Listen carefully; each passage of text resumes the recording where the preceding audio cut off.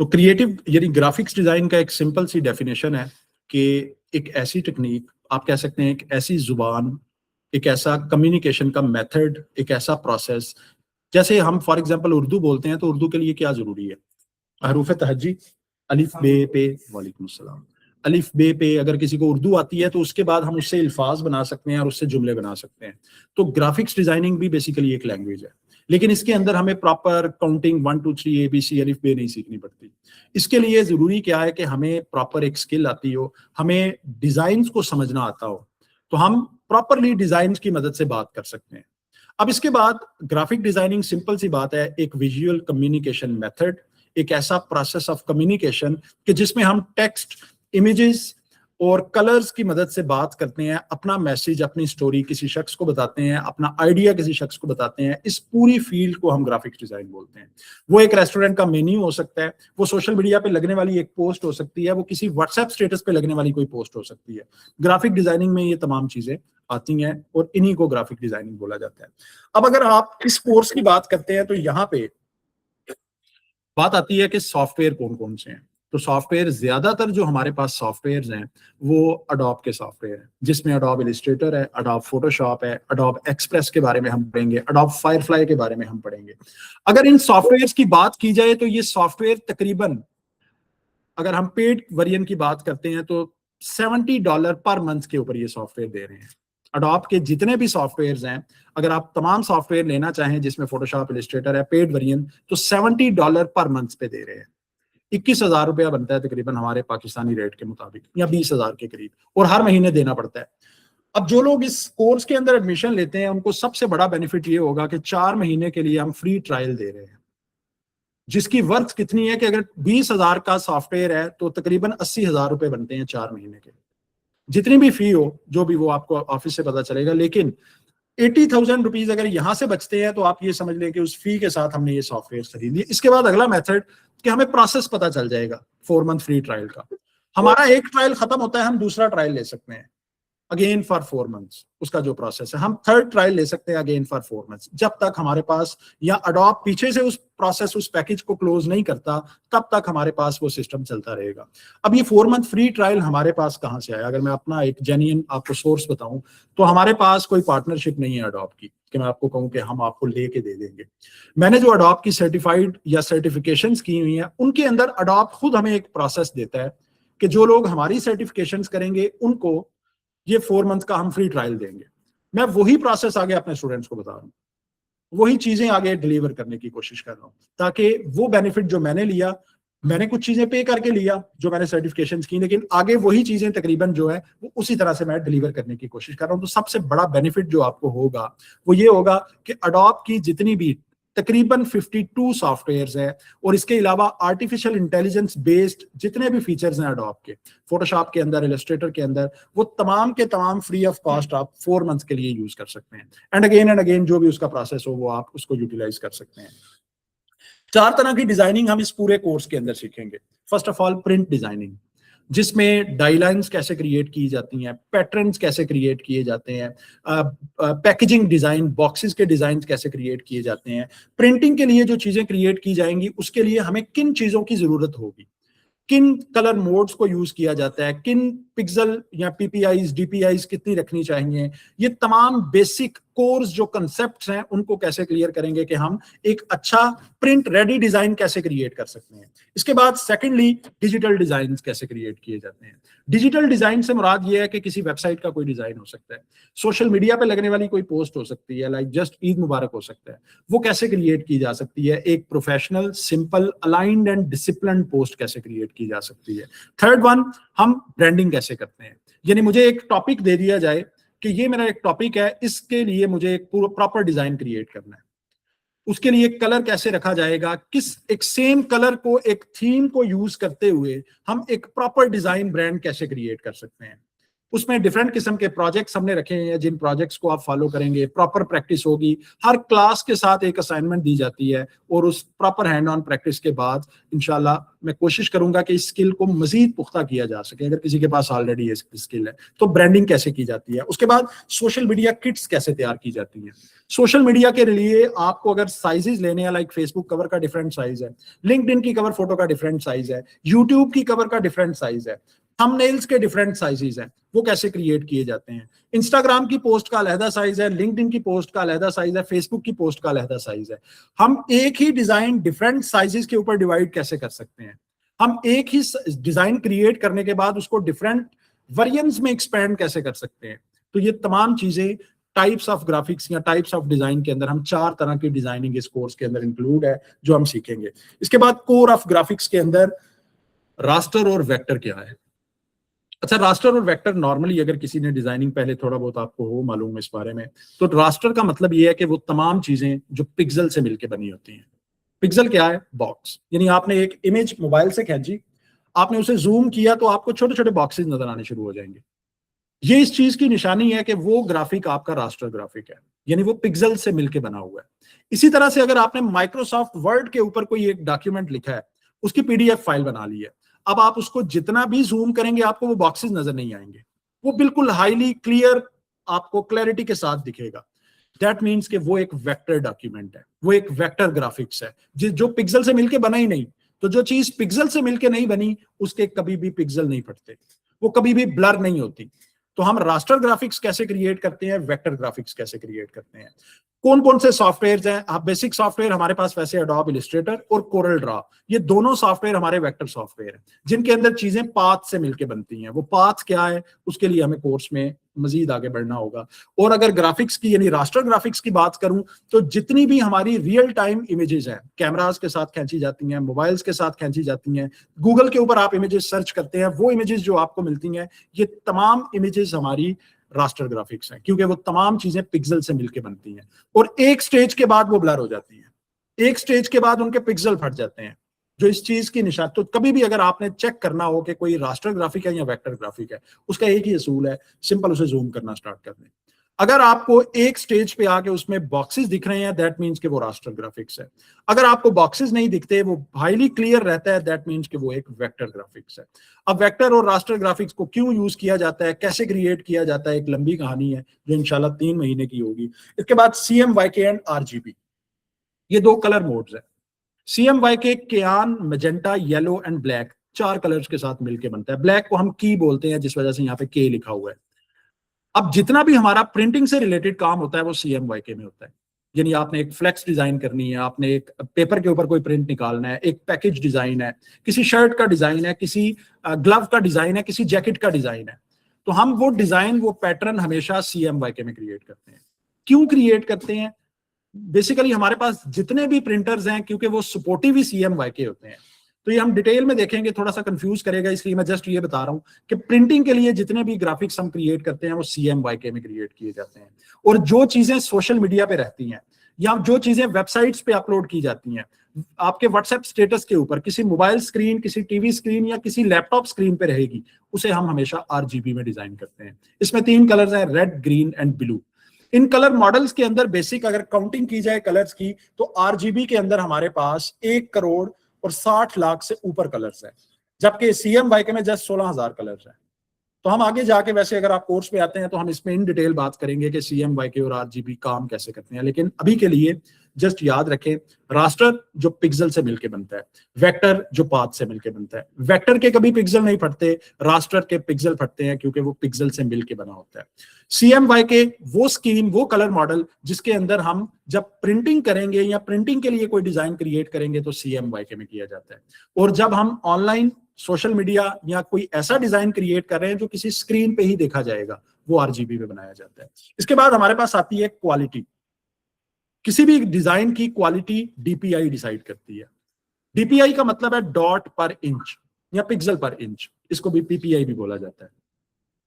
अगर आप for example देखते हैं कि एक इमेज है, उसकी मेमोरी 20 MB है, 30 MB है, तो इसका मतलब कि उसकी PPI या DPI ज्यादा है। अगर आप देखते हैं कि किसी भी डिजाइन की क्वालिटी कम है, यानी उसकी मेमोरी कम है, तो उसकी क्वालिटी भी कम है। अक्सर बात आपने फेस किया होगा कि हम जब किसी जगह पे इमेज अपलोड करते हैं तो वहां पे लिखा होता है 500 केबी की इमेज होनी चाहिए, इससे ज्यादा नहीं होनी चाहिए, 1 MB की इमेज हो, इससे ज्यादा ना हो। हमारे पास एक इमेज पड़ी हुई है 10 MB की, तो उसको 1 MB में कैसे कन्वर्ट करते हैं? यानी हमने टूल तो यूज किया होगा कोई ना कोई, गूगल का, के गूगल पे गए, जस्ट उसकी क्वालिटी डिक्रीज कर दी, लेकिन वो बेसिकली क्वालिटी को डिक्रीज कैसे करता है? वो बेसिकली उसकी DPI को कम कर देता है। अगर हम किसी भी ग्राफिक्स डिजाइन की PPI या DPI को कम कर दें, वो 300 है तो उसे 200 कर दें, वो 200 है उसे 70 या 50 कर दें, तो उसकी क्वालिटी कम हो जाएगी। और जब किसी चीज की क्वालिटी कम होती है तो उसकी मेमोरी भी कम हो जाती है। अब ये काम हम फोटोशॉप के अंदर करते हैं कि DPI कैसे कम की जाती है, या जब हम कोई डिजाइन क्रिएट करने लगते हैं तो उस वक्त हम बताते हैं कि इतनी DPI पे ये डिजाइन बनाना चाहिए। और इसको एक और मेथड के लिए भी यूज किया जाता है। जितने भी डिजाइन हमारे प्रिंटिंग के लिए यूज होते हैं, यानी वो डिजाइन जिनको प्रिंट किया जाता है, उनकी DPI हमेशा 300 या 300 से ज्यादा होती है। और अगर कोई डिजाइन ऐसा हो कि जो जस्ट सोशल मीडिया किसी स्क्रीन पे रहेगा, तो उसकी DPI 300 से कम होती है। वो 72 रखें, 50 रखें, 80 रखें, 90 रखें, वो आप लोगों पे डिपेंड करता है। ठीक है, क्लियर? तो यानी हम सिंपल DPI अगर 300 या 300 से ज्यादा है तो वो प्रिंटिंग के लिए यूज हो सकता है। अब किसी का क्वेश्चन हो सकता है कि DPI अगर हम 200 रखें और उसे प्रिंट कर दें तो क्या होगा? क्या प्रिंटर प्रिंट नहीं करेगा? प्रिंटर प्रिंट करेगा, लेकिन अगर 300 से कम DPI है तो प्रिंटर उस डॉक्यूमेंट को ब्लर कर देगा। तो 300 से ज्यादा DPI पे वो क्लियर प्रिंट होगा। माइक्रोसॉफ्ट वर्ड पे जब कोई चीज लिखी जाती है तो माइक्रोसॉफ्ट वर्ड बाय डिफॉल्ट जो DPI रखता है वो 600 DPI होती है, 600 DPI। और उसके बाद उसकी हर PDF फाइल जो आप क्रिएट करते हैं या प्रिंट की कमांड देते हैं तो वो 600 DPI पे क्रिएट होती है। ये वैसे हम इन डिटेल इंशाल्लाह कोर ऑफ ग्राफिक्स के अंदर जाके इसकी क्लासेज होंगी। इसके बाद एक बड़ा इंटरेस्टेड सा एक सब्जेक्ट है जो ग्राफिक्स में अक्सर लोग नहीं पढ़ते या नहीं पढ़ाते, बाइसेस।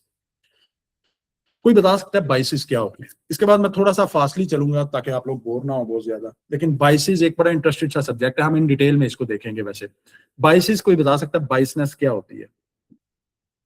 कितने लोग थे जब मैं इस क्लास में आया था तो उनको लगा था कि हम शायद इस्लामियात का वर्कशॉप लेने हैं? कोई ऐसा था? अब यानी फिगर से डिसाइड करते हैं, यानी दैट इज द बाइसनेस, कि हम लोगों को उनके हुलिये से जज करते हैं। फॉर एग्जाम्पल, एक शख्स ने बिल्कुल क्लीन शेव है, पैंट शर्ट पहनी हुई है, तो हमारे नजदीक क्या है, एक जो हमारा माइंड सेट बना हुआ है कि इस प्रॉपर, यानी हम क्विकली उसको अटैच करना शुरू कर देंगे कि इसका शायद दीन से उस तरह ताल्लुक नहीं होगा। किसी शख्स ने दाढ़ी रखी हुई है, उसने प्रॉपर एक ड्रेस पहना हुआ है, तो हम सोचेंगे कि शायद। और इसी तरह से हम अगर फीमेल्स को देखते हैं, अगर किसी ने बुर्का पहना हुआ है कोई बुर्के के बगैर, तो हम अपने माइंडसेट के मुताबिक उनको जज करना स्टार्ट कर देते हैं। That is called बाइसनेस। अब ग्राफिक्स डिजाइनिंग के अंदर अपने बाइसेस को कंट्रोल करना बड़ा जरूरी है। फॉर यानी इसकी एक सिंपल सी एग्जांपल है कि एक डिजाइनर है, उस डिजाइनर को लगता है कि टेक्नोलॉजी को जो फील्ड है टेक्नोलॉजी की, इसके अंदर फीमेल्स बड़ी कम होंगी, तो वो एक पोस्टर डिजाइन कर रहा है और उसमें जस्ट मेल्स की पिक्चर लगाता जा रहा है और मेल्स की पिक्चर सर्च करता जा रहा है। तो जस्ट उसकी बाइसनेस की वजह से एक ऐसा सिस्टम डेवलप होगा कि जिसके अंदर वो पूरी एक कैटेगरी को बाहर कर रहा है, बाहर निकाल रहा है। मैं अक्सर इसमें अपनी क्लास के अंदर भी एक सिंपल सा क्वेश्चन पूछता हूँ, शायद आप लोगों में से किसी ने डेमोन्स्ट्रेशन लिया हो। एक सिंपल सा क्वेश्चन है, फॉर एग्जाम्पल आप लोग एक होटल चला रहे हैं, ठीक है, होटल चला रहे हैं और उस होटल में आपने एक मैनेजर रखना है। अब आपके पास 2 CVs आ जाती हैं।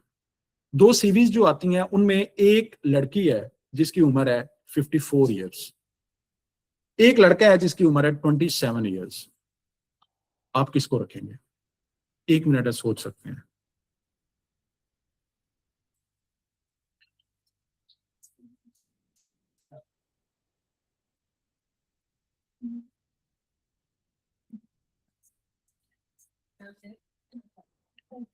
जी, कितने लोग हैं जो 54 ईयर्स वाले को रखेंगे? हैंड रेज करेंगे जी। कितने लोग हैं जो 27 ईयर्स वाले को रखेंगे? ठीक है। कितने लोग हैं जो किसी और बुनियाद पे रखना चाह रहे हैं, कि किसी के जहन में कोई चीज हो? जी, अली और फाइज के अलावा बाकी लोग बता सकते हैं। जी, कितने लोग हैं जिनके जहन में कोई और चीज आ रही है कि ये चीज भी देखनी चाहिए, या कोई आपका माइंड में कोई चीज हो कि इस बेस पे? यानी 54 ईयर्स वाले कितने लोग थे? जी, कोई बता सकता है? 54 ईयर्स में आप बता दें कोई एक। 54 ईयर को क्यों रखें? उसका एक्सपीरियंस, ठीक है। 27 को 54 वाले थे, ठीक है, एक्सपीरियंस। 27 वाले कौन थे? 27 ईयर्स वाले लड़के को किस किसने रखा था? जी, आपने क्यों? छोटी सी वाले से स्किल्स किस तरह है? ठीक है। अच्छा, नॉर्मली जो मैंने वैसे तकरीबन 7-8 सालों में जब ये क्वेश्चन पूछा है और बार बार पूछा है, तो हर दफा मुझे तकरीबन एक ही आंसर मिलता है, 54 ईयर्स। क्यों? क्योंकि उसका एक्सपीरियंस ज्यादा होगा, एज ज्यादा है तो एक्सपीरियंस ज्यादा है। जी जी। यंग माइंड है और 54 इयर्स ऑब्वियसली एक उम्र टाइम पास कर रही होगा, लेकिन जो 27 वाला अप्लाई है उसको फ्रेश ग्रेजुएट है, फ्रेश होगा, एनर्जेटिक होगा, एनर्जेटिक भी होगा, दूसरे की वो डिफरेंट अपने स्किल्स को एनहांस करने के लिए वो कुछ भी करेगा। बिल्कुल ठीक है। लेकिन जो 54 इयर्स वाला है वो सीखेगा नहीं, वो उसी के साथ काम करेगा जो ऑलरेडी वो सीख चुका हुआ है। बिल्कुल ऐसी बात है।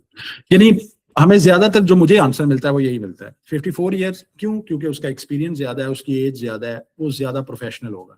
27 ईयर। क्यों? क्योंकि वो एनर्जेटिक होगा, वो फ्रेश होगा, वो फ्रेश ग्रेजुएट होगा, उसे मौका देना चाहिए कि वो ज्यादा चीजें या ज्यादा चीजों को इन्हांस कर सके, वो ज्यादा बेहतर काम, जो 54 वाला काम एक करेगा वो शायद 3 कर ले 27 वाला। लेकिन हम यहीं पे बाइसनेस आती है। अब बाइसनेस क्या है कि हमारे दिमाग में ये चीज है कि 27 वाला ज्यादा फ्रेश एनर्जेटिक है, हमारे दिमाग में ये चीज है 54 वाला एक्सपीरियंस्ड है, वो ज्यादा प्रोफेशनल है। अब सबसे इंपॉर्टेंट चीज होती है, जब भी हम किसी चीज को देखते हैं तो सबसे इंपॉर्टेंट उसका क्राइटेरिया है। फॉर एग्जाम्पल, अगर यहाँ पे क्राइटेरिया हो कि 40 साल से कम वाले को रखना ही नहीं, तो जितना मर्जी फ्रेश होगा, जितना मर्जी एनर्जेटिक होगा, हम उस क्राइटेरिया के मुताबिक 27 वाले को नहीं रख सकते। या फॉर एग्जाम्पल इसका क्राइटेरिया हो कि 40 से ऊपर वाले किसी शख्स को नहीं रखना, तो जितना मर्जी प्रोफेशनल है या जितना मर्जी वो एक्सपीरियंस्ड है, हम नहीं रख सकते। उसके बाद दूसरी इंपॉर्टेंट चीज के एजुकेशन क्या है, कौन शख्स है जो हमारी इस जॉब के क्राइटेरिया के मुताबिक पूरा उतरता है। कितने लोगों ने इस जहन से सोचा? यानी हम ज्यादातर क्या करते हैं कि जो चीज हमारे सामने आती है हम क्विकली उसे जज करते हैं, क्विकली उसके बारे में डिसीजन लेते हैं। अब वो डिसीजन हम किस बेस पे ले रहे हैं? बाइसिस का क्या मतलब है कि विदाउट नोइंग सोर्सेज, हम डीप सर्च के बगैर, जस्ट एक चीज हमारे सामने पड़ी हुई है और हम जाहरी चीजों को देखते हुए उसके बारे में एक डिसीजन ले लेते हैं, एक अपना माइंड बना लेते हैं। तो अपने बाइसिस को कंट्रोल कैसे करना है, उसके लिए जरूरी है कि हमें बाइसिस की टाइप्स का पता हो। हमारा एक या 2 लेक्चर होगा वैसे बाइसिस का, लेकिन इसमें काफी बेहतर तरीके से हमें अपने बाइसिस को कंट्रोल करना आएगा। और बाइसिस को कंट्रोल करना हर फील्ड के अंदर जरूरी है। आप एक टीचर हैं, आप एक स्टूडेंट हैं, आप किसी जगह पे एज ए मैनेजर काम कर रहे हैं, जो भी आपकी जॉब है, अगर हम अपने बाइसिस को, अब बाइसिस बेसिकली हमारी नेचर का हिस्सा है, ये फितरत है। यानी अगर बाइसिस को देखा जाए तो हम मजहब की बुनियाद पे लोगों को देखते हैं, हम फिरके की बुनियाद पे देखते हैं, मसलक की बुनियाद पे देखा जाता है, हम एजुकेशन की बुनियाद पे लोगों को देखते हैं, जेंडर की बुनियाद पे लोगों को देखा जाता है। हमारे यहाँ पे नॉर्मली बरादरी सिस्टम है, बरादरीइज्म की बेस पे लोगों को जज किया जाता है, काउंट किया जाता है। फॉर एग्जाम्पल, मेरे अपने इलाके का कोई शख्स है, मेरे मोहल्ले का, मेरे गाँव का, मैं किसी जगह पे कोई जॉब दे सकता हूँ। 4 लोग मेरे सामने बैठे हुए हैं, एक शख्स जस्ट मुझे आके ये बता देता है सर मैं फलां जगह का हूँ और मैं भी उसी जगह का हूँ, तो एक कहीं ना कहीं एक इलाकाइज्म, एरियाइज्म या बरादरीइज्म अंदर आएगा, मैं उसे ना चाहते हुए भी फेवर दे दूंगा। That is called बाइसनेस। हम बाकी 3 लोगों को थोड़ा सा इग्नोर कर देंगे। एक बाइसनेस की सिंपल सी एक प्रोसेस, एक तरीका ये भी आता है कि फॉर एग्जाम्पल मैं किसी जगह पे इंटरव्यू ले रहा हूँ, जो पहला शख्स मेरे पास आएगा अगर वो फॉर एग्जाम्पल बड़ा अच्छा है तो मैं बाकी तमाम लोगों को उसी बेस पे जज करना स्टार्ट कर दूंगा, उसको अपना क्राइटेरिया बना लूंगा कि इससे अगर कोई अच्छा आएगा तो उसे रखेंगे, अदरवाइज इसी को रख लेंगे। अगर कोई मुझे फर्स्ट कोई ऐसा शख्स मिल जाता है जो बहुत बुरा है, तो मैं पूरे इलाके को उसी चीज पे जज करना स्टार्ट कर दूंगा कि ये सारा इलाका, ये सारी क्लास इसी तरह की होगी। That is called बाइसनेस। और हमारी ग्राफिक डिजाइनिंग, क्योंकि ज्यादातर जब हम डिजाइनिंग की बात करते हैं तो हमें लोगों के साथ ताल्लुक रखना पड़ता है। हमारी विजुअल कम्युनिकेशन के अंदर लोग हमारा डिजाइन देखते हैं, और अगर हम एक बाइस्ड डिजाइन क्रिएट कर रहे हैं तो वो कभी भी अच्छा डिजाइन नहीं हो सकता। अगर हम अपने डिजाइन के अंदर कुछ ऐसी चीजें ऐड कर रहे हैं जो किसी के खिलाफ है, वो किसी भी हवाले से हो सकती हैं, वो किसी को इग्नोर कर रही है, या वो किसी भी हवाले से रिजेक्टेड पीपल को इग्नोर किया जा रहा है, या कुछ भी जो भी चीजें इसमें आप कह सकते हैं, देन वो हमारा डिजाइन कभी भी एक प्रोफेशनल और एक हाई क्वालिटी का डिजाइन नहीं हो सकता। तो उससे पहले हमें बाइसिस के बारे में पता होना चाहिए। तो सिंपल सा एक आइडिया देने के लिए मैंने बाइसनेस का बता दिया कि हम अक्सर औकात हुलिये से लोगों को जज करते हैं। जुबान, अगर हम बलोचिस्तान को देखते हैं तो दिस इज द बाइसनेस। ठीक है, आपके साथ ज्यादती हुई, लेकिन उसमें एक आम मजदूर का क्या कसूर है जिसको आप बस से उतार के मार रहे हैं? या फॉर एग्जाम्पल, अगर पंजाब को कहा जाता है कि पंजाब के अंदर बेशुमार लोग हैं जिनको नौकरियां भी दी जा रही हैं, बजट, या पंजाब, अगर नॉर्मली हम बाहर के सूरत हाल देखें, इस वक्त कश्मीर की सूरत हाल देखें, तो एक ही चीज आ रही है ना कि पंजाब पंजाब पंजाब। क्यों पंजाब? आपकी एजुकेशन सिस्टम था, आपके अपने एमएलएस थे, आपके अपने एमपीएस थे, आपके एमएनएस थे। मैं एज ए पंजाबी जाके वहां पे कोई चीज डिलीवर नहीं कर रहा, उन लोगों ने डिलीवर करना था जो उन्हीं के अपने रिप्रेजेंटेटिव्स थे। वो लोग प्रॉपरली जब डिलीवर नहीं कर पाए, उस सिचुएशन का मलबा या उसका एक आम आदमी पे नहीं आना चाहिए। ठीक है, कसूरवार होंगे लोग, हैं लोग, लेकिन हमारा उसमें कोई कसूर नहीं है। एक आम लेबर का उसमें कोई कसूर नहीं है कि जिसको जस्ट जुबान की बुनियाद पे कत्ल कर दिया जाए कि इसको जिंदा रहने का कोई हक नहीं। और ये जस्ट बलूचिस्तान, कश्मीर या इनकी नहीं, हमारे अपने अगर देखा जाए जनूबी पंजाब, यहां पे देख लें, आज भी वही जाहलियत का एक सिस्टम चल रहा है, बाइसनेस, बेटी बेटा, ये चीज वो चीज, इन तमाम चीजों में ये चीजें आज भी इंप्लीमेंट होती जा रही हैं, जिसमें हमारी एक एजुकेशन का फुकदान भी है और एक बाइसनेस बहुत इंपॉर्टेंट फैक्टर है कि हमारे यहाँ पे बाइसनेस को कंट्रोल ही नहीं किया जाता, हमें पता ही नहीं है बाइसनेस होती क्या है। तो हम इन चीजों को यानी डिजाइनिंग के अंदर काउंट करना जरूरी है कि अगर हम, हाँ, अपनी बुनियादी जिंदगी में आपका अकीदा भी होना चाहिए, आपका मजहब भी होना चाहिए, आपका मसलक भी होना चाहिए, लेकिन हमारे प्रोफेशनलिज्म के अंदर ये चीजें नहीं आनी चाहिए। जब आप प्रोफेशनलिज्म में डील करेंगे तो फिर हम इन चीजों को बाहर करके बाकी चीजों को प्रॉपरली परफेक्टली हर एक के लिए डिजाइन क्रिएट करेंगे। इसके बाद क्विकली हम लॉज एंड प्रिंसिपल्स को देखेंगे, गेस्टल प्रिंसिपल या डिफरेंट किस्म के प्रिंसिपल जिनके साथ हम अपने डिजाइन को इम्प्रूव कर सकते हैं, जिनके साथ हम अपने डिजाइन को ज्यादा बेहतर अलाइन कर सकते हैं, ज्यादा बेहतर डिसिप्लिन बना सकते हैं और एक अच्छा डिजाइन क्रिएट किया जा सकता है। इसके बाद टाइपोग्राफी पे हम इसमें डिटेल में देखेंगे। टाइपोग्राफी बेसिकली बड़ा मुश्किल सा सब्जेक्ट नहीं है, just use of text in different styles, use of text in different colors, use of text in different sizes. This is called typography. इसके बाद हमारे पास कुछ इसकी डिफरेंट किस्म की कैटेगरीज हैं, उन कैटेगरीज को देखेंगे और टाइपोग्राफी के बारे में इन डिटेल देखेंगे। कलर व्हील क्या है, कलर व्हील कहाँ से निकला, ये कलर्स कैसे यूज किए जाते हैं, कलर थ्योरी क्या है, कलर थ्योरी किसने प्रेजेंट की और कलर थ्योरी के साथ हम अपने डिजाइन को बेहतर कैसे बना सकते हैं, डिफरेंट किस्म के कलर पैलेट्स कैसे क्रिएट किए जा सकते हैं, ये तमाम चीजें। उसके बाद ओपन सोर्स लाइब्रेरीज, जहां से हम कॉपी करने के लिए तो कोई डिजाइन नहीं देखेंगे, लेकिन हम डिजाइन को इसलिए देखेंगे कि हम डिफरेंट डिजाइन को आप कह लें कि जमा करके अपना एक डिजाइन क्रिएट कर सकें। अक्सर स्टूडेंट पूछते हैं कि सर क्रिएटिविटी कैसे बिल्ड की जा सकती है। फॉर एग्जांपल, मुझे बाइसनेस का पता ही नहीं, तो मुझसे अगर कोई बाइसनेस के बारे में पूछेगा तो मैं नहीं बता सकता। जब तक हमें किसी चीज के बारे में पता नहीं, हम उसके बारे में सोच नहीं सकते, हम उसके बारे में आइडियाज जनरेट नहीं कर सकते। जब तक हम 5 डिजाइन को नहीं देखेंगे, हम अपना एक डिजाइन नहीं बना सकते। तो अगर मुझे एक अच्छा डिजाइन क्रिएट करना है तो उसके लिए भी जरूरी है कि मेरे सामने डिफरेंट किस्म के डिजाइन हो। जब मैं डिफरेंट डिजाइन को देखता हूं जो रोड पे लगे हुए हैं, डिफरेंट किस्म के रेस्टोरेंट्स में लगे हुए हैं, फिर जब मैं डिजाइनिंग करने बैठूंगा तो मेरे जहन में वो तमाम डिजाइन आएंगे और उन डिजाइन को सोचने के बाद मैं अपनी क्रिएटिविटी से अपना एक डिजाइन क्रिएट करूंगा जिसमें कॉपी नहीं आती, लेकिन हम डिजाइन से आइडियाज ले सकते हैं।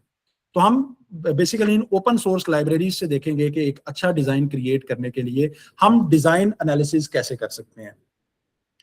उसके बाद हमारे इस कोर्स के अंदर डिफरेंट किस्म की चीजें हैं जिसमें लोगो डिजाइनिंग है, पोस्टर डिजाइनिंग है, इंग्लिश और उर्दू, बैनर डिजाइनिंग है, खताती कैसे की जाती है, इमेज एडिटिंग है जो हम फोटोशॉप के अंदर देखेंगे, इमेजेस को इन्हांस कैसे किया जाता है, रीटच कैसे किया जाता है, किसी स्पेसिफिक सब्जेक्ट को एडिट करना हो वो कैसे किया जा सकता है, नॉर्मल सिंपल चीजें, बैकग्राउंड रिमूवल्स, आर्टिफिशियल इंटेलिजेंस को कैसे यूज किया जा सकता है, मॉकअप्स कैसे क्रिएट किए जा सकते हैं और डिफरेंट टाइप्स के डायलाइंस, सब्जेक्ट्स, पैटर्न्स कैसे क्रिएट किए जाते हैं। बेसिक हमारे 3 सॉफ्टवेयर हैं, एडोब इलस्ट्रेटर, फोटोशॉप और कोरल ड्रॉ।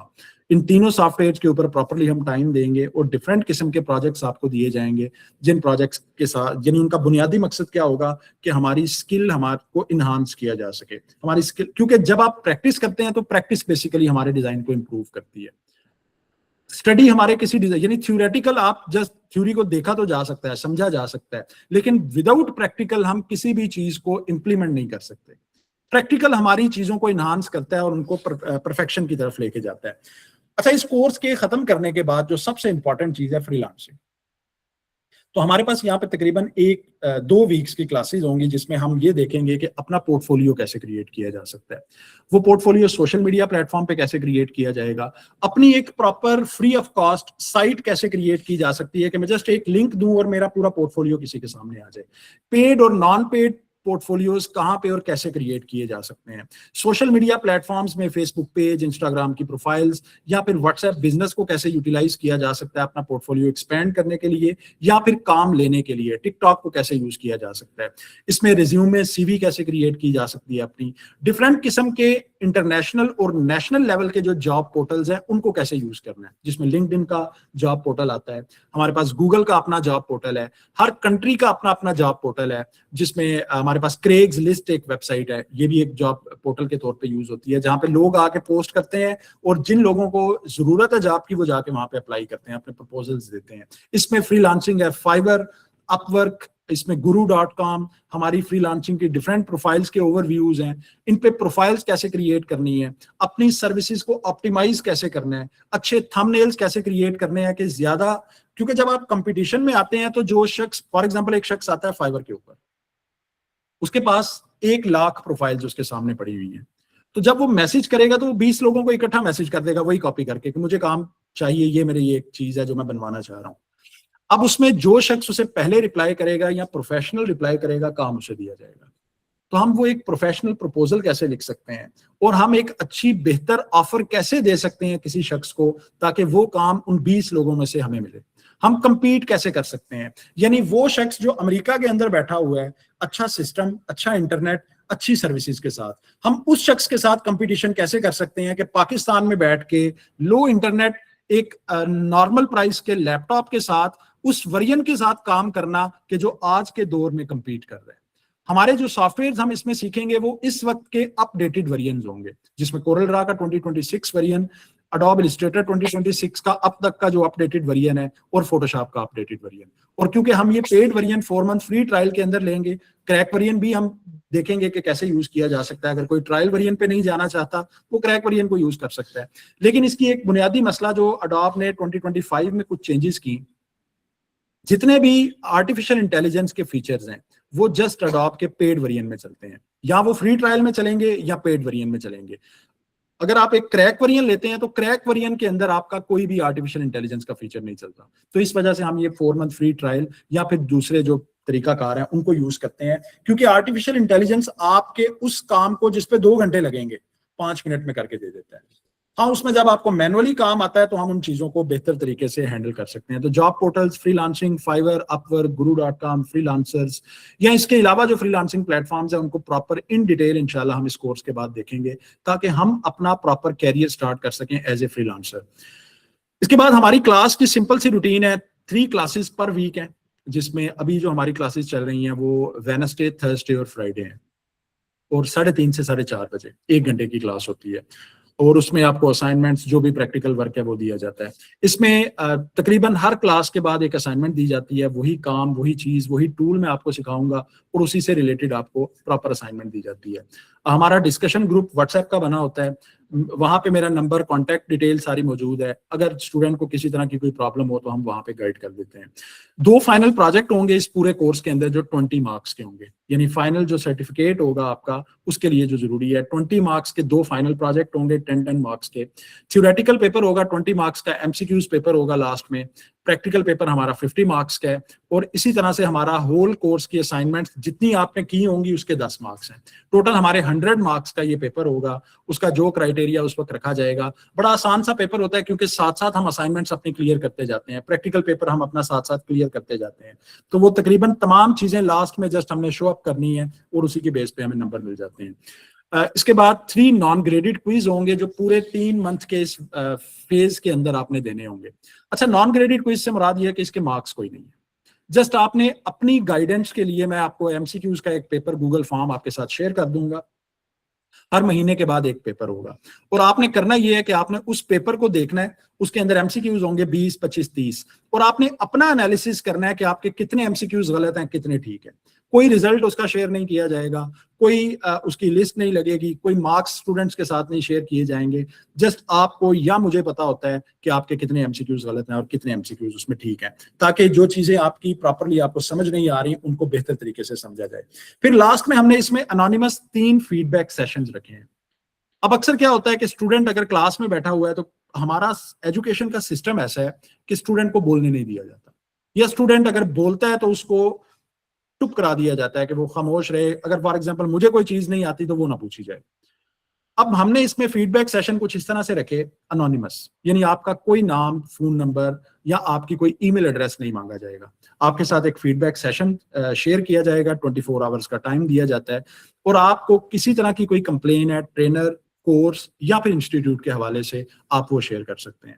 और ये 3 हमारे फेजेस होंगे जिसमें हम कोशिश करते हैं कि इस कोर्स को इम्प्रूव कैसे किया जा सकता है, इस फेज को बेहतर कैसे बनाया जा सकता है, ये पूछा जाए। 5 सॉफ्टवेयर हैं, 3 हमारे बेसिक सॉफ्टवेयर हैं, अडोब फोटोशॉप, अडोब इलस्ट्रेटर और कोरल ड्रॉ। इसके साथ अडोब फायरफ्लाई बेसिकली एआई का मॉडल है जो अडोब ने खुद अपना लॉन्च किया हुआ है, हम इसको भी इसमें देखेंगे। और उसके बाद इसके अंदर 1 सेकेंड, आई थिंक हमारा शायद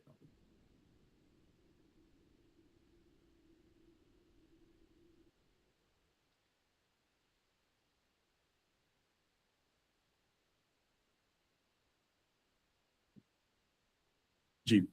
अच्छा, अभी हम इसमें जो अडोब एक्सप्रेस है, ये बेसिकली अडोब का अपना एक वेरिएंट है जो कैनवा का कंपटीटर है। ये बिल्कुल कैनवा की तरह काम करता है, जैसे ऑनलाइन टूल है कैनवा, आपको इसकी एप्लीकेशन भी मिल जाती है और इसकी प्रॉपर वेबसाइट भी है।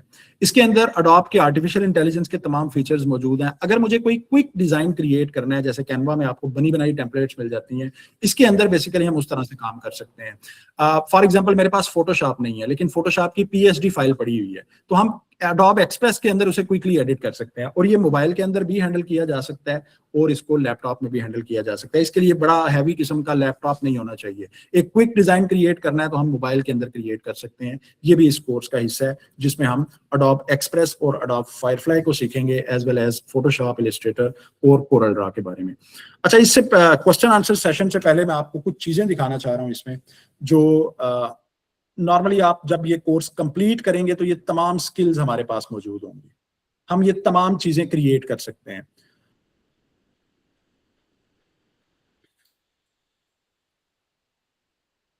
जस्ट इसमें मैं मजीद आप लोगों के 10 मिनट लूंगा और उसके बाद आप लोगों के क्वेश्चंस।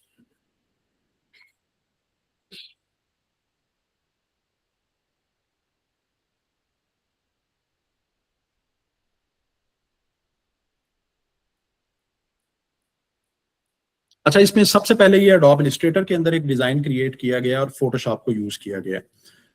हम इस तरह का डिजाइन बिल्कुल रॉ से कैसे क्रिएट करेंगे और वेक्टर में क्रिएट करने के बाद हम इस डिजाइन को इंप्लीमेंट कैसे कर सकते हैं। आई थिंक किसी क्लास के अंदर ये सिंपल हमने क्रिएट किया हुआ है और इसकी स्क्रीन रिकॉर्डिंग है। अडोब इलस्ट्रेटर को सीखने के बाद आप, ये बिल्कुल सिंपल सा डिजाइन है लेकिन हम कम्प्लेक्स किस्म के डिजाइन क्रिएट कर सकते हैं इजीली। अडोब इलस्ट्रेटर को यूज करते हुए ये सिंपल सा डिजाइन क्रिएट किया गया और फोटोशॉप को यूज करते हुए इसे प्रॉपर प्रेजेंटेशन के साथ क्रिएट किया जाएगा, जिसमें बैकग्राउंड क्रिएट की जा सकती है, हम इसमें शेडोज ऐड कर सकते हैं। और अब हमारे पास डिफरेंट किस्म की ऐसी वेबसाइट्स हैं जहां पे आप इस तरह के डिजाइन बना के सिंपल सेल कर सकते हैं, जिसे पैसिव इनकम बोला जाता है। कि फ्रीलांसिंग में तो आप एक ऐसा डिजाइन क्रिएट करते हैं कि जस्ट एक शख्स को बेचा, उसके पैसे आपको मिल गए। लेकिन पैसिव इनकम क्या है कि अगर 1000 लोग इस डिजाइन को खरीदेंगे तो 1000 दफा हमें उसकी इनकम आती है, जैसे एडसे है, फ्री पिक है, या इस तरह के डिफरेंट। तो ये हमारे पास इसका फाइनल वर्जन आ गया, जिसमें हमने सिंपल सी एक बैकग्राउंड ली, उसको ब्लैक में कन्वर्ट किया और इस डिजाइन को यहाँ पे पोर्ट्रे कर दिया। इसके बाद हमारे पास इसी में ये लोगो डिजाइनिंग की प्रेजेंटेशन कैसे की जा सकती है। अच्छा, ये लोगो ज्यादातर इसमें हमारी फ्रीलांसिंग का जब मैं काम करता था 2022-23 में, उसके कुछ डिजाइन है या कुछ क्लासेस के डिजाइन है। हम शेप बिल्डर्स को कैसे यूज करते हैं और डिफरेंट किस्म के लोगोज कैसे क्रिएट किए जा सकते हैं। हमारा जो बुनियादी या फर्स्ट जो हमारा इसमें काम होगा वो लोगो डिजाइनिंग में आता है। इसके बाद ब्रांडिंग की जो मैं बात कर रहा था, फॉर एग्जांपल एक शख्स या कोई भी नाम आपको दे दिया जाए, उसका लोगो, उसका आइकॉन कैसे क्रिएट करना है, उसका एक डिफरेंट सा पोस्टर कैसे क्रिएट करना है, यूनिक सा, जिसको हम या किसी भी जगह पे उसका कोई कॉपीराइट क्लेम ना आए। उसके बाद हम डिफरेंट किस्म की कवर्स, प्रेजेंटेशन फाइल्स कैसे क्रिएट कर सकते हैं, उसका लोगो कैसे क्रिएट किया जा सकता है, उस लोगो के बाद उसकी कवर फोटोज का लिंक्डइन के लिए, फेसबुक के लिए, ये तमाम चीजें ब्रांडिंग के अंदर आती हैं। और उसकी ब्रांडिंग की प्रॉपर डॉक्यूमेंटेशन कैसे की जा सकती है, ये भी इस कोर्स के अंदर है, कि उसके कलर पैलेट, उसकी टाइपोग्राफिक डिटेल्स। इसके बाद अगर हम फोटोशॉप के ऊपर आ जाते हैं, इसके बाद उर्दू खताती कैसे की जा सकती है। फॉर एग्जाम्पल ये एक सिंपल सा डिजाइन मैंने कल क्रिएट किया वैसे ही आप लोगों को दिखाने के लिए। तो हम उर्दू डिजाइनिंग कैसे करेंगे और उसके बाद उर्दू खताती अडोब इलस्ट्रेटर के अंदर कैसे की जा सकती है, और उसको हम प्रॉपरली फोटोशॉप के अंदर प्रेजेंट कैसे करेंगे कि अगर एक बैकग्राउंड सिंपल हमारे पास इस तरह की पड़ी हुई है तो उसी बैकग्राउंड के अंदर इसको ब्लेंड कैसे किया जा सकता है। हम इसको मॉकअप भी बोलते हैं और इसी को हम फोटोशॉप के अंदर आप कह सकते हैं कि फोटोशॉप एडिटिंग भी बोलते हैं, कि हम सिंपल किसी भी डिजाइन को इस तरह से ब्लेंड कैसे करेंगे कि वो उस बैकग्राउंड का हिस्सा लगे या किसी दीवार के ऊपर जैसे लगाया हुआ है वो लगेगा। इसके बाद हम सिंपल फोटोशॉप में आ जाते हैं। इसमें पहली स्किल जो हम सीखेंगे वो होगी इमेज रिस्टोरेशन। इमेज रिस्टोरेशन क्या है कि कोई भी स्क्रैच पुरानी इमेज हमारे पास पड़ी हुई है उसको कलर कैसे किया जाएगा। अब इसके अंदर दोनों स्किल्स को यूज किया जाता है। फर्स्ट ऑफ ऑल एआई को यूज किया जाएगा और मैनुअल स्किल्स को यूज किया जाता है कि किसी भी डिजाइन को इंप्रूव कैसे करेंगे। मैं सिंपल इसकी कुछ लेयर्स यहाँ पे क्रिएटेड हैं और मैं ये सिंपल आपको डॉक्यूमेंट दिखा रहा हूं जो हमारे पास पीएसडी फाइल बनी हुई है। यहाँ पे कुछ एआई के फीचर्स को यूज किया गया और सिंपल खुद से भी ये सिंपल हमने इस इमेज को first of all by using some manual tools clear करने की कोशिश की। क्लियर करने के बाद यहाँ पे अगेन इसकी आई और यहाँ पे कुछ स्क्रैच मौजूद हैं। हम बाय यूजिंग एआई टूल्स और मैनुअल टूल्स के साथ इस आई को हमने करेक्ट किया, इसके स्क्रैचेस को ठीक किया, आईज के नीचे जो डिफरेंट किस्म के स्पॉट्स थे इनको बेहतर किया, हमने ये स्क्रैच खत्म किया और उसके बाद simple cloth change, face swap भी इसी को बोला जाता है और कपड़े चेंज ये भी इसी चीज के अंदर आता है और बाय यूजिंग एआई। और इसके अंदर इसका किसी तरह से फेस हल्का सा भी इफेक्ट नहीं हुआ। ये हम यानी बेसिक फोटोशॉप का जो बुनियादी फायदा है वो ये है। उसके बाद हमारे पास जो साइडों पे कॉर्नर्स के ऊपर थोड़ी सी जगह है उसे क्लियर किया, हमने इसे ब्लैक एंड व्हाइट में कन्वर्ट किया और इसे कलर कर दिया। कलर करने के बाद अब हमारे पास जो पहला वेरिएंट था वो हमारे पास सिंपल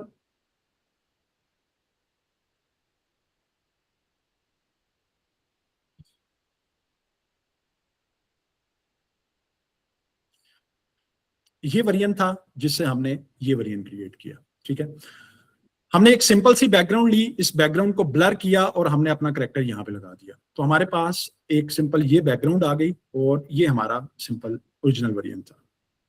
इसी में अगर मजीद हम चेंजेस करें तो हम इसमें अगेन क्लॉथ चेंजिंग भी की जा सकती है।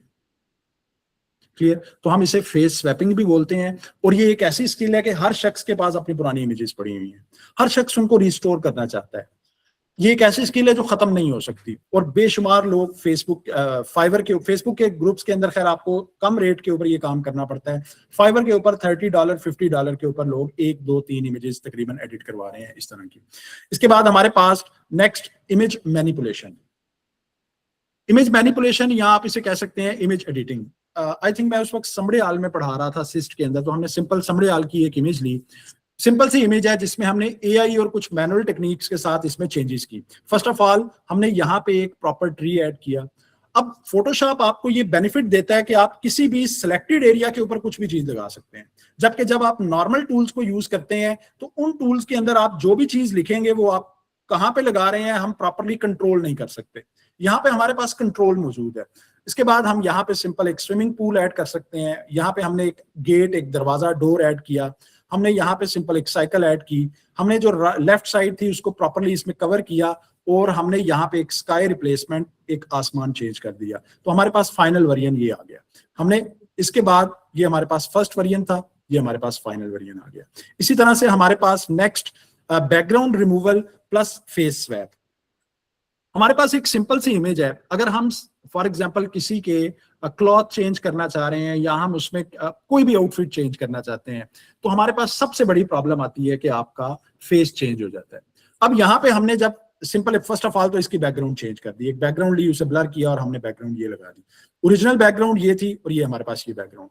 अब सबसे इंपॉर्टेंट चीज होती है जब आप किसी चीज की बैकग्राउंड रिमूव करते हैं तो हेयर्स को सिलेक्ट करना बड़ा मुश्किल काम है और स्पेशली जब करली हेयर्स हैं तो वहां पे हमें काफी प्रॉब्लम्स देखने को मिलती हैं। तो यहाँ पे फर्स्ट ऑफ ऑल एक अच्छी सिलेक्शन और एक अच्छा सब्जेक्ट बैकग्राउंड रिमूव कैसे करना है। सेकेंडली हमारे पास अगर हमने एक आउटफिट चेंज करना है तो इसका फेस बिल्कुल भी इफेक्ट नहीं होना चाहिए। उसके बाद सेकेंडली अगेन और फेस बिल्कुल एग्जैक्टली उसी डायरेक्शन के अंदर और उसी तरह से। तो हम फोटोशॉप को यूज करते हुए image manipulation plus face swapping कर सकते हैं।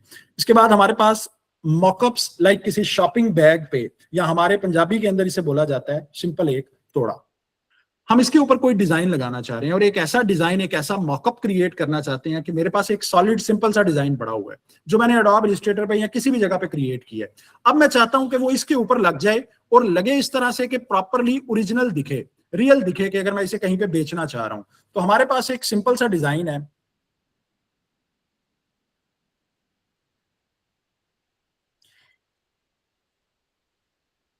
ये हमारे पास एक प्लेन डिजाइन पड़ा हुआ है, हमने इसमें डिफरेंट किस्म की एडजस्टमेंट्स ऐड की और उसके बाद अगर हम इस डिजाइन को देखें तो ये हमारे पास डिजाइन कुछ इस तरह से आ गया।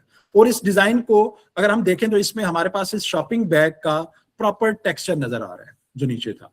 और इसी तरह से हम अगर यहाँ पे येलो कलर है तो ये हमने यहाँ पे भी एक येलो कलर ऐड किया। अब हमने दोबारा एक दफा जब यहाँ पे एडजस्टमेंट कर दी तो मॉकअप का मतलब ही ये है कि एक एडजस्टमेंट कर दी, नेक्स्ट टाइम जस्ट आपने अपना डिजाइन वहां पे पेस्ट करना है और वो डिजाइन ऑटोमेटिकली यहाँ पे एडजस्ट हो जाएगा। तो अगर मैं जस्ट इसी पेज को निकालता हूं, मैं जस्ट अपने इन कलर्स को इन्वर्ट कर देता हूं, यानी ये ब्लू के अंदर कन्वर्ट हो गया और यही ब्लू कलर मैं यहाँ पे इसके बॉर्डर के तौर पे लगा देता हूं और सिंपल इसे यहाँ पे कंट्रोल एस मैंने सेव किया, इसके अलावा मैंने किसी तरह की कोई चेंजेस नहीं की। तो हमने वो जो मॉकअप की सेटिंग्स लगाई हुई है ये ऑटोमेटिकली वहां पे लग जाएगा। हम कोई भी डिजाइन लगा के यहाँ पे लगा देंगे तो वो डिजाइन सिंपल, और बेशुमार लोग, बेशुमार कंपनीज ऐसी हैं जो हमारे पास आती हैं कि हमें मॉकअप क्रिएट कर दें, यानी एक ऐसा डिजाइन क्रिएट करके दें कि हमें बार बार एडिट ना करना पड़े, हम जस्ट अपना डिजाइन लगाएं और वो डिजाइन वहां पे लग जाए। तो ये हमारे पास सिंपल इसी सेटिंग्स के साथ ये डिजाइन यहाँ पे आ गया। मॉकअप कैसे क्रिएट किया जाता है, इसमें एडजस्टमेंट्स कैसे की जाएंगी, ये तमाम चीजें हमारे पास मॉकअप्स के अंदर आती हैं। इसके बाद नेक्स्ट एक और एग्जांपल इसी के अंदर वॉल मॉकअप की। दीवार के ऊपर अगर मुझे किसी तरह की कोई डिजाइन, कोई पेंटिंग लगानी है, कोई चीज लिखनी है और दीवार का टेक्सचर उसी तरह से बरकरार रखना है, वो कैसे रखा जा सकता है। हमने एक सिंपल सी दीवार की पिक्चर ले ली और इस दीवार के ऊपर हम एक करैक्टर ले आते हैं, सिंपल गूगल से लाते हैं, इसकी बैकग्राउंड हमने खत्म कर दी, ठीक है। अब करैक्टर अगर कोई भी दीवार के साथ खड़ा है तो उसे रियल बनाने के लिए जरूरी है कि वहां पे शेडो भी ऐड हो। तो हमने सिंपल इसी की कॉपी ली और एक शेडो यहाँ पे ऐड कर दी। अब ये शेडो भी हमारे पास कंट्रोलेबल है और ये करैक्टर भी हमारे पास कंट्रोलेबल है, ठीक है। हमने सिंपल अंडू किया और ये यहाँ पे आ गए। उसके बाद हम यहाँ पे कुछ टेक्स्ट लिखना चाह रहे हैं। अब टेक्स्ट अगर फॉर एग्जांपल मैं सिंपल ऐसे ही लिख देता हूँ, लाइक मैं यहाँ पे ब्लू कलर के अंदर कुछ भी लिख देता हूँ। अब ये लिखा तो हुआ है लेकिन ये रियल ओरिजिनल नहीं लग रहा, सिंपल लग रहा है कि जैसे सिंपल टेक्स्ट लिखा हुआ है। तो हमने एक ऐसा टेक्स्ट कैसे लिखना है कि जो सिंपल ओरिजिनल लगे कि इसी दीवार के ऊपर लिखा हुआ है, और उसको इस तरह से कैसे कन्वर्ट करना है कि वो प्रॉपर एक मॉकअप के तौर पे लगे।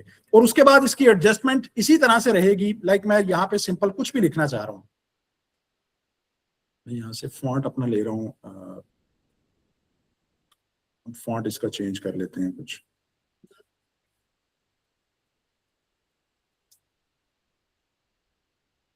फॉर एग्जाम्पल मेरे पास ये फॉन्ट है और अब मैं इस पे जो कुछ भी लिखूंगा, लाइक मैं वेब एक्सेल लिख देता हूँ, तो ये इन्हीं सेटिंग के साथ आ रहा है, ठीक है।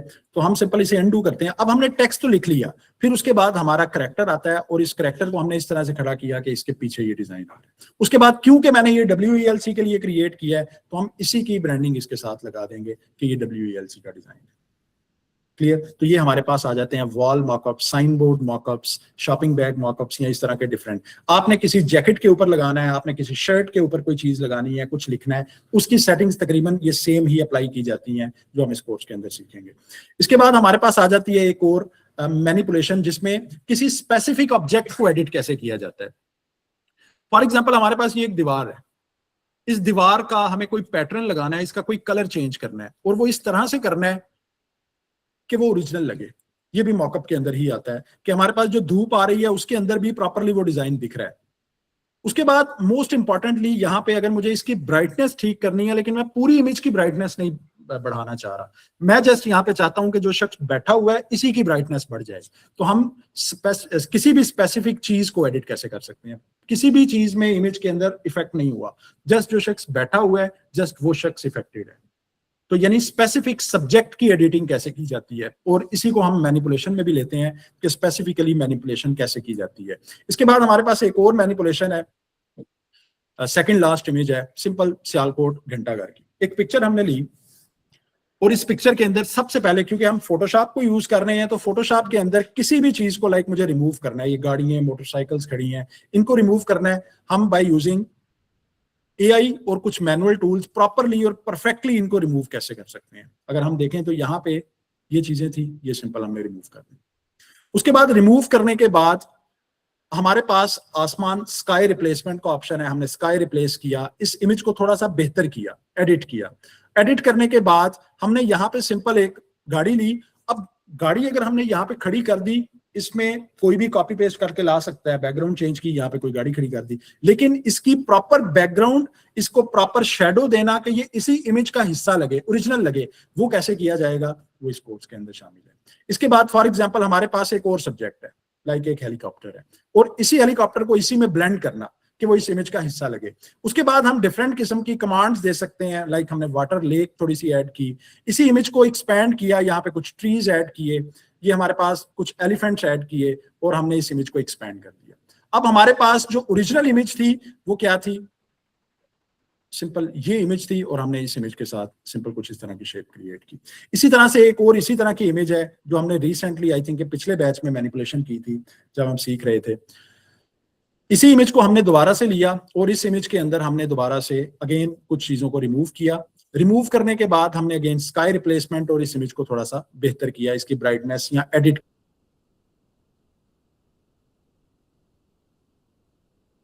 अंदर कुछ लाइंस ऐड कर दिए, और इसी के साथ हमने डिफरेंट किस्म की एलिफेंट्स, इसमें एक लेक ऐड की, हमने इस इमेज को एक्सपैंड किया। अब एक्सपैंड का मतलब ये है कि एआई इस वक्त इतनी पावरफुल हो चुकी है कि फॉर एग्जांपल मैं कोई इमेज खींचता हूं और मेरा एक बाजू या सर किसी इमेज में नहीं है, तो हम उसको रिकवर कैसे कर सकते हैं, तो इसको हम एक्सपैंड बोलते हैं, जनरेटिव एक्सपैंड। और इसी के अंदर हमने डिफरेंट एक हेलीकॉप्टर, उसी के साथ उसको प्रॉपरली इसमें ब्लेंड किया, या इसी के साथ एक और इमेज हमने ऐड की और इसको इसमें ब्लेंड किया, और ये हमारे पास इसका फाइनल वर्जन आ गया। This is called image manipulation.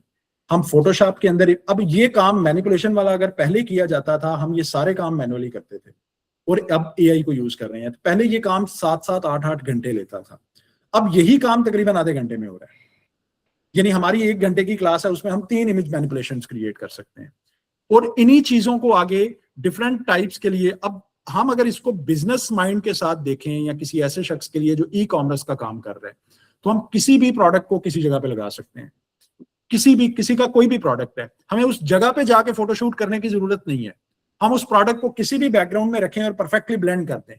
हम उस पे उसका लोगो ब्लेंड कर सकते हैं, जैसे मॉकअप्स क्रिएट किए जाते हैं, उसको किसी को पहना सकते हैं। हमारे पास इस वक्त जो फोटोशॉप के अंदर एआई है, आप जस्ट अपनी एक जैकेट दें, एक पर्सन दें, और वो प्रॉपरली ब्लेंड करके उसको वो जैकेट या आपका कोई भी प्रोडक्ट पहना देगा। तो हम स्पेसिफिक किसी भी सब्जेक्ट को या किसी भी एडिटिंग के अंदर ये काम किए जा सकते हैं। तो ये कुछ सैंपल्स थे, कुछ एग्जांपल्स थी, जिनको हम इस कोर्स के अंदर शामिल करेंगे और इस कोर्स के अंदर सीखेंगे। इसमें हमारा बेसिक ब्रांडिंग का सेशन होगा, और ब्रांडिंग के साथ साथ Adobe Illustrator, Photoshop, patterns, die lines जो पैकेजिंग के लिए जो क्रिएट किए जाते हैं प्रिंटिंग के लिए, वो इसमें शामिल हैं कोरल ड्रॉ और एडोब इलस्ट्रेटर के अंदर। और उसके बाद लास्ट में हमारी फ्रीलांसिंग की क्लासेस इसमें शामिल हैं। जी प्लीज, किसी का कोई क्वेश्चन है तो वो पूछ सकते हैं। जी, जो लोग इस वक्त ऑनलाइन बैठे हैं वो अपने मैसेजेस के थ्रू क्वेश्चन पूछ सकते हैं। जी, यहाँ पे जो लोग हैं, किसी का कोई क्वेश्चन? अच्छा, कोर्स से रिलेटेड जो इन्फॉर्मेशन आपको चाहिए वो आपको ऑफिस से मिलेगी। किसी भी तरह की कोई इन्फॉर्मेशन जो आपको चाहिए वो आपको ऑफिस से मिलेगी। हमें कोर्स के हवाले से, सॉफ्टवेयर के हवाले से, ग्राफिक्स के हवाले से, या कोई भी आपका क्वेश्चन है जो इस फील्ड के हवाले से इस वक्त है, वो आप मुझसे पूछ सकते हैं।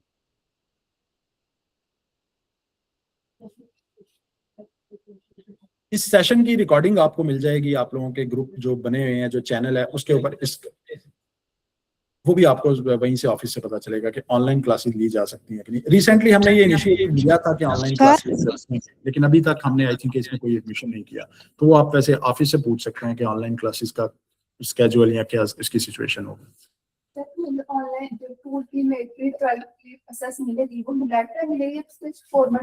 वो 4 मंथ्स की असल में वो क्योंकि अडोब दे रहा है, तो वो आपको अडोब, अगर आप फॉर एग्जांपल पे भी कर रहे हैं किसी जगह पे, तो अडोब आपको किसी भी चीज की लाइफ टाइम एक्सेस नहीं देता। वो आपको, क्योंकि ये एक सिस्टम ही ऐसा उन्होंने क्रिएट किया हुआ है कि बार बार आपको उनको पे करना पड़े। तो अगर वो लाइफ टाइम एक्सेस दे देंगे किसी को, अब इसमें एक चीज है कि जो भी अपडेटेड वर्जन आएगा इन 4 महीने में, वो आप अपडेट कर सकते हैं, वो आपको मिल जाएगा एज क्विकली, और आप एआई के तमाम फीचर्स इसमें यूज कर सकते हैं। सर, हमें ग्रुप में ऐड कैसे किया जाएगा? जी, किसी और का कोई क्वेश्चन? हाँ, उसमें ये किया जा सकता है, लाइफ टाइम उसको इस तरह यूज किया जा सकता है कि आप दोबारा उसी प्रोसेस के तहत फ्री ट्रायल ले सकते हैं, लेकिन उसके लिए ईमेल आपको डिफरेंट यूज करनी पड़ती है, उस अकाउंट के ऊपर फ्री ट्रायल नहीं मिलेगी। जी जी जो भी ग्राफिक एक ऐसा कोर्स है जिसमें मैन्युफैक्चरिंग को पता रिक्वायर्ड है, बिल्कुल। तो उसके लैपटॉप है, स्पेसिफिकेशन तो उसके लेवल पे होने चाहिए। अच्छा, इसके लिए मैंने वैसे अगर मैं अपना बताऊं तो मैं Mirpur university must say electrical engineering मैंने की, और उसके बाद अगर मैं उस वक्त अपना ग्राफिक्स का थोड़ा सा एक्सपीरियंस बताऊं तो जो शबाज शरीफ का वो पहले वाला लैपटॉप था ब्लैक, मैंने उस पर काम किया हुआ है और बड़ा अच्छा फोटोशॉप चलता था। लेकिन अब इन्होंने थोड़ी सी रिक्वायरमेंट बढ़ाई है, 8 GB रैम होनी चाहिए आपके सिस्टम में। 4 GB के अंदर भी चल जाते हैं ये दोनों सॉफ्टवेयर, लेकिन थोड़े से स्लो चलेंगे। 8 GB रैम, उसके बाद SSD आपकी कोई भी लगी हो, 128 GB 256 GB, जितनी आप उसमें ज्यादा बढ़ा लें वो बेहतर है, लेकिन मिनिमम 256 या 128 GB होनी चाहिए। और कोर सिस्टम में i5 की कोई भी जनरेशन ले लें, 5 जनरेशन ले लें, 6 ले लें, 7 ले लें, अगर इसमें ग्राफिक कार्ड आपको मिल जाता है तो ये एक आप कहने के बोनस है, आपका सिस्टम अच्छा हो जाता है। लेकिन अगर ग्राफिक कार्ड नहीं है फिर भी आपका सिस्टम इन चीजों में अच्छा चलेगा। 8 GB रैम और आपकी विंडो 10 या 11 होनी चाहिए, और उसके बाद आपका 256 GB या 128 GB की SSD लाजमी होनी चाहिए, क्योंकि ये बेसिकली आपके हार्डवेयर को यूज करते हैं, तो जितना ज्यादा बेहतर हार्डवेयर होगा, ये मिनिमम रिक्वायरमेंट्स है जो मैं बता रहा हूँ। इससे ज्यादा ऊपर जितना आप जाना चाहें अपने बजट के मुताबिक जा सकते हैं। ये आपको मिल जाएगा तकरीबन 45 से 50 की रेंज में, ये वाला सिस्टम जो मैं आपको अभी रिक्वायरमेंट बता रहा हूँ लैपटॉप। अगर लाहौर से लेंगे तो शायद इससे भी सस्ता मिल जाए। जी एनीवन? एज ए बिगनर मेरे ख्याल में आपको प्रोफेशनल टूल्स पे ही आना चाहिए। अगर आप कैनवा पे जाएंगे तो कैनवा इतना आसान है कि आप हार्ड टूल्स को यूज नहीं कर पाएंगे। तो मेरे ख्याल में एडोब इलस्ट्रेटर सबसे पहला टूल होना चाहिए। अगर आप ऑनलाइन भी पढ़ना चाह रहे हैं उसके लिए भी मैं सिंपल देखें, सर ये हमारा टूल ये हम जो कहाँ से institute है, जो डाउनलोड भी इसका करें? फी बेसिस है। अगर मैं एज ए सिंपल एक प्रोफेशनल आपको गाइड करूं तो हमारे पास एक यूट्यूब चैनल है GFX मेंटोर के नाम से, सर बेशुमार लोगों को पता होगा। फ्री ऑफ कॉस्ट यूट्यूब के ऊपर तमाम क्लासेस मौजूद हैं। अडोब इलस्ट्रेटर की 40 क्लासेस हैं, अडोब फोटोशॉप की 40 क्लासेस हैं। जस्ट एक उसका ड्रॉबैक है कि वो 2017 के मॉडल्स पढ़ा रहे हैं, उसमें AI का कोई टूल नहीं है। उसके लिए आपको फिर, और यूट्यूब पे आपको प्रॉपर कोर्स कहीं पे भी नहीं मिलेगा। लेकिन GFX मेंटोर एक ऐसा चैनल है जो आपको बिल्कुल बिगिनिंग लेवल पे अगर आप सीखना चाह रहे हैं तो वो आपको सिखाते हैं। इसके अलावा अगर आप आते हैं यहाँ पे, तो यहाँ पे मेरे ख्याल में जहां भी आप जाएं, अडोब इलस्ट्रेटर सबसे बेसिक टूल है और आसान है। अडोब इलस्ट्रेटर, अडोब के जितने भी सॉफ्टवेयर हैं वो तकरीबन एक ही सेम रिदम के साथ चलते हैं। आप एक सॉफ्टवेयर सीख लेते हैं तो दूसरा तकरीबन उसी तरह के टूल्स हैं, उसी तरह के सेक्शंस हैं, वही पैनल्स हैं और तकरीबन चीजें मिलती जुलती हैं। तो फोटोशॉप को सीखना जरा थोड़ा सा आसान हो जाता है। सेकंड, आपकी प्रायोरिटी फोटोशॉप होनी चाहिए। एक ग्राफिक डिजाइनर को फोटोशॉप और इलस्ट्रेटर लाजमी आना चाहिए। अगर आपको ये दो सॉफ्टवेयर आते हैं प्रॉपर प्रैक्टिस के साथ, फिर कैनवा हो, एक्सप्रेस हो या कुछ भी हो, आप उनको इजीली चला सकते हैं। लेकिन अगर आप जाएंगे ही बिल्कुल इजीनेस की तरफ तो फिर मुश्किल चीजों को सीखना थोड़ा मुश्किल होगा। जी एनीवन, किसी और का कोई क्वेश्चन? किसी के जहन में कोई क्वेश्चन? कोई क्वेश्चन नहीं? जी जी। इंटरनेशनल लेवल पे वर्क करते हैं, तो क्या उसमें हम पर्सनल जो हमारा बिजनेस हो हम उसको भी लेके चल सकते हैं? अच्छा, जो ग्राफिक डिजाइनिंग फील्ड है ना, ये बेसिकली जो चीजें हम बना रहे हैं या जो चीजें मैंने आपको दिखाई हैं, इनको बोला जाता है डिजिटल प्रोडक्ट्स। अब जो ई-कॉमर्स की दूसरी फील्ड है वो है फिजिकल प्रोडक्ट्स। अब फिजिकल प्रोडक्ट बनाने के लिए हमें क्या करना पड़ता है कि लाइक मुझे एक शर्ट सिलवानी है, तो पहले मुझे उसका कपड़ा खरीदना पड़ेगा, फिर किसी से उसे सिलवाने के लिए उसके पास भेजना पड़ेगा, उस पर कोई पैटर्न बनवाना पड़ेगा जो भी उसकी डिमांड है उसके मुताबिक, फिर उसे कोरियर करना पड़ेगा। अब इसमें कपड़ा खरीदने के लिए भी पैसे चाहिए, उसको सिलवाने के लिए भी पैसे चाहिए, कोरियर करने के लिए भी पैसे चाहिए। अगर उसने एडवांस पेमेंट दी है ठीक है, अदरवाइज मुझे वो खुद से खर्चा करना पड़ता है। तो ये फिजिकल प्रोडक्ट्स हैं। हमारी जो फ्रीलांसिंग है, फाइवर, अपवर्क, इसके ऊपर फिजिकल प्रोडक्ट नहीं होते, इसमें जस्ट डिजिटल प्रोडक्ट्स हैं। और डिजिटल प्रोडक्ट के अंदर तकरीबन 80 to 100% प्रॉफिट है। यानी आपको वो उसके लिए कोई चीज खरीदनी नहीं है। एक सॉफ्टवेयर है, पेड नहीं है तो हम क्रैक वर्जन ले सकते हैं। हमने सॉफ्टवेयर लिया, खुद से वो डिजाइन क्रिएट किया, उसको कोरियर कहीं पे नहीं करना, उसको हमने भेजना कहीं नहीं है, जस्ट उसके साथ गए, वहीं पे ऑनलाइन बातचीत हुई, उसको डिजाइन शेयर किया, उसने हमें पैसे शेयर कर दिए। हाँ, वेबसाइट का जो कमीशन बनता है 10% 15% जिस वेबसाइट पे हम काम कर रहे हैं वो अपना ले लेंगे और बाकी पैसे हमें मिल जाएंगे। तो यानी इस पे जस्ट डिजिटल प्रोडक्ट्स हम बात कर रहे हैं, यानी डिजिटल प्रोडक्ट्स बेचे जाते हैं। हाँ, एटसे की अगर बात की जाए तो उस पे इस वक्त फिजिकल भी चल रहा है और डिजिटल भी चल रहा है। जी एटसे एट से ETSY। जिस तरह मतलब इसका स्कोप आगे भी देखा जा रहा है, काफी ज्यादा डिजाइनर्स मार्केट में आगे हुए हैं, और जिस तरह आप फ्रीलांसिंग प्लेटफॉर्म है, फाइवर वगैरह, अपवर्क वगैरह, वहाँ पे भी काफी ज्यादा डिजाइनर्स रहती है, वहाँ पे अपॉर्चुनिटी कम है डिजाइनर्स के लिए। अपॉर्चुनिटी उसके लिए कम है जिसको काम नहीं आता। जिसको काम आता है उसके लिए अपॉर्चुनिटी कभी भी कम नहीं होती। दो चीजें इंपॉर्टेंट हैं, एक आपकी अपनी मार्केटिंग, एक आपकी अपनी ब्रांडिंग, और दूसरी चीज आपकी प्रैक्टिस और परफेक्शन। अगर आपके पास ये दो चीजें, यानी हमने क्या करना है कि हमने अपना जितना अच्छा पोर्टफोलियो आपका बना हुआ है, जितनी अच्छी चीजें आप किसी को दिखा रहे हैं, तो इसका मतलब कि आपके लिए काम की अपॉर्चुनिटीज हर जगह पे हैं। अब अगर फॉर एग्जांपल एक शख्स वही 2017 वाला सॉफ्टवेयर चला रहा है, तो वो हमसे काफी पीछे है। 2026 के अंदर बेशुमार चीजें अपडेट हो चुकी हैं। AI 2023 में आती है, उससे लेके आज तक बेशुमार चीजें हमारे पास अपडेटेड है। तो अगर फॉर एग्जांपल एक शख्स आता है जो कहता है कि मैं आज भी आपको वो 10 साल पुराने तरीके से कोई चीज क्रिएट करके दूंगा, और एक शख्स कहता है कि मैं आज के तरीकाकार से आपको चीज क्रिएट करके दूंगा, तो इन दोनों में फर्क है, इन दोनों में डिफरेंस है। तो मेरे ख्याल में अपॉर्चुनिटीज उसी के लिए ज्यादा है कि जो अपडेटेड अपग्रेडेड टूल्स के साथ चल रहे हैं। तो अगर हम हमारी स्किल प्रॉपर परफेक्ट है, तो हम इसमें आई थिंक हमें इसमें कोई इशू नहीं है। जी, किसी और का कोई क्वेश्चन हो?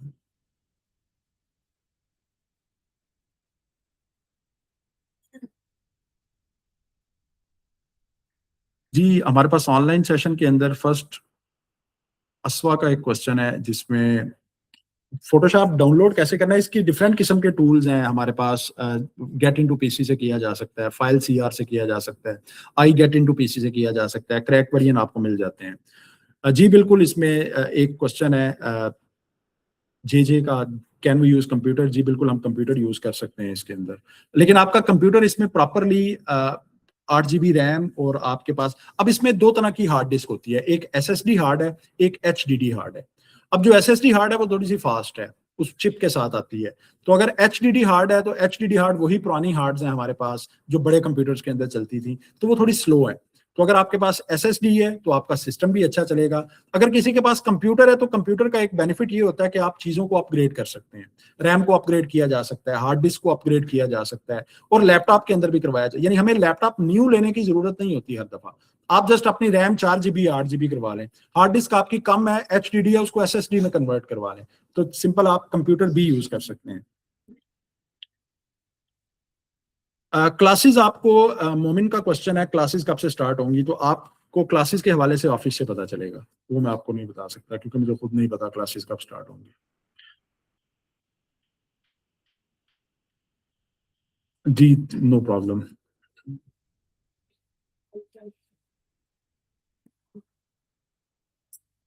जी, आप ऑफिस से WELC के पेज के ऊपर जाएं, अगर कोई ग्रुप में ऐड होना चाहता है या किसी तरह की कोई इन्फॉर्मेशन चाहिए आपकी, फेसबुक पे सिंपल WELC.PK लिखें और आपको इनका फेसबुक पेज मिल जाएगा। अदरवाइज चैम्बर के बिल्कुल सामने इंस्टीट्यूट है, वहाँ पे आके आप इनसे रब्ता कर सकते हैं इनके व्हाट्सएप नंबर के ऊपर, और वहाँ पे सिंपल आप ग्रुप में ऐड होना चाह रहे हैं, एडमिशन के हवाले से कोई इन्फॉर्मेशन चाहिए वो ले सकते हैं। जी प्लीज, यहाँ पे किसी का कोई क्वेश्चन क्लियर है? जी, थैंक यू वेरी मच तमाम लोगों के आने का। बाकी जो डिटेल आपको अगर चाहिए तो वो आप ऑफिस से ले सकते हैं, और उम्मीद है कि आप लोगों के साथ इस कोर्स में इंशाल्लाह मुलाकात हो। अल्लाह हाफिज। वालेकुम सलाम।